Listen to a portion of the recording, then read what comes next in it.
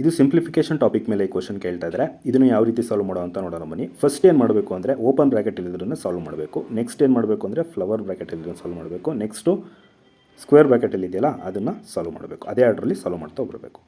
ಇಲ್ಲಿ ಫಸ್ಟ್ ಯಾವುದು ಓಪನ್ ಬ್ರ್ಯಾಕೆಟಲ್ಲಿರೋದು ಅಲ್ಲ, 7 - 3 ಎಷ್ಟು ಬರುತ್ತೆ? 4 ಬರುತ್ತೆ. ಇಲ್ಲಿ 48/8 ಎಷ್ಟು ಬರುತ್ತೆ? 6 ಬರುತ್ತೆ. ಓಕೆನಾ. Next 4 1 4 1 cancel. ನೆಕ್ಸ್ಟು 7 1 7 7 ಅಲ್ಲಿಗೆ ಇನ್ನೇನು ಉಳಿತು? 40 ಉಳಿತು ಈ ಕಡೆ. ಇಲ್ಲಿ 7 ಉಳಿತು. ಅಲ್ಲಿಗೆ ಎಷ್ಟಾಗುತ್ತೆ? ಎರಡನ್ನೂ ಆ್ಯಡ್ ಮಾಡಿದ್ರೆ 47 ಇಂಟು ಈ ಇಂಟು ಹಾಗೆ ಬರ್ಕೊತೀನಿ.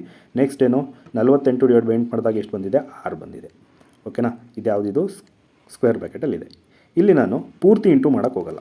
ಏನಕ್ಕೆ ಅಂದರೆ ಇಲ್ಲಿ ಕೊನೆ ಅಂಕಿಗಳನ್ನ ಅಬ್ಸರ್ವ್ ಮಾಡಿ. 2 ಇದೆ, 6 ಇದೆ, 4 ಇದೆ, 3 ಇದೆ, ಎಲ್ಲ ಡಿಫ್ರೆಂಟ್ ಆಗಿದೆ. ಹಾಗಾಗಿ ಏನು ಮಾಡ್ತೀನಿ ಅಂದರೆ ಕೊನೆ ಅಂಕಿಗಳು ಮಾತ್ರ ಇಂಟು ಮಾಡ್ತೀನಿ.